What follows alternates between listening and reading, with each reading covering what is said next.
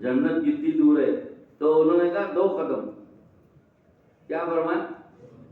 2 कदम। अरे इतनी करीब है? हाँ बहुत करीब है।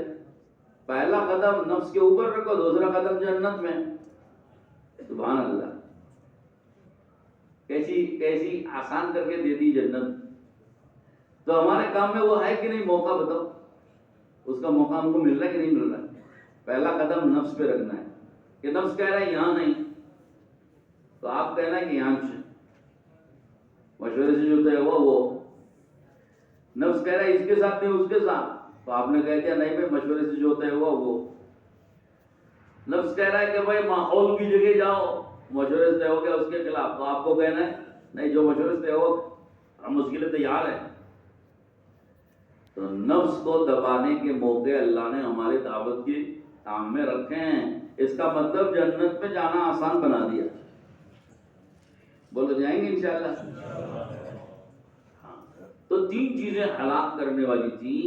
एक चीज क्या थी बताओ? हिर्स और खुदगर्जी, और दूसरा ख्वाहिश नफ्स की इत्तिबा। तो हलाक करने वाली चीजों से बचने का हमारे पास इंतजाम भी अल्लाह ने कर दिया। तीसरी चीज हलाक करने वाली क्या है? एजाबुल मर्इ बिनफ्सिही, आदमी का अपने आप को पसंद करना, खुद पसंदी, खुद को अच्छा समझना। हाँ, खुद को अच्छा समझना है ना, ये मिजाज भी आदमी को बहुत खराब कर देता है। खुद पसंदी, खुद बीनी, अपने को अच्छा देखता है, दूसरों की अच्छाइयां नजर ही नहीं आती उसको। अपनी सोच ही को अच्छी समझे, दूसरों की सोच को कभी अच्छा नहीं समझता। अपनी राय ही को सही समझे, दूसरों की राय को सही समझता ही नहीं। अपने ही कोई मकाम और हैसियत वाला समझता है, दूसरे को कोई हैसियत देता ही नहीं, दूसरे की कोई हैसियत ही नहीं इसके अंदर है। थोड़ा सा माल मिल गया तो जमीन नजर ही नहीं आती। हाँ, थोड़ा सा कोई ओहदा मिल गया तो किसी को खातिर में नहीं लाता है। थोड़ा सा हुस्न दे दे तो सबको बदसूरत और खुद ही को खूबसूरत समझे। थोड़ी सी अकल मिल गई तो खुद ही को अक्लमंद समझे, दूसरे को बेवकूफ समझे। तो मेरे भाई ये तो खुद बीनी है, और प्यारे नबी ने फरमाया ये तो बर्बाद करके छोड़ देगी तुमको। फिर क्या करना? फिर क्या करना?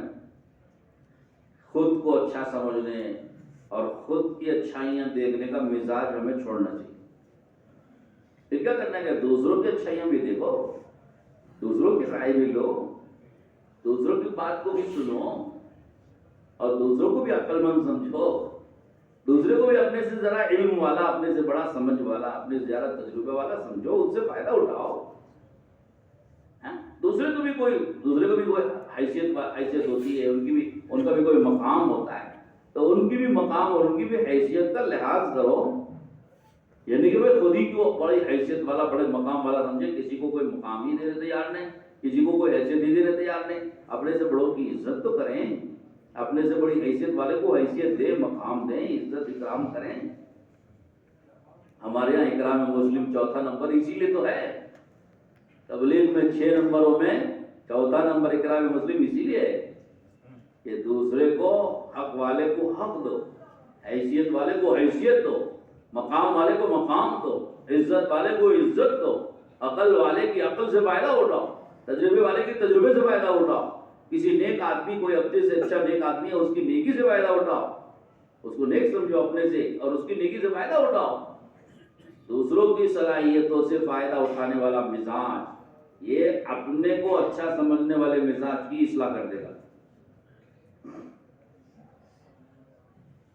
समझे भाई?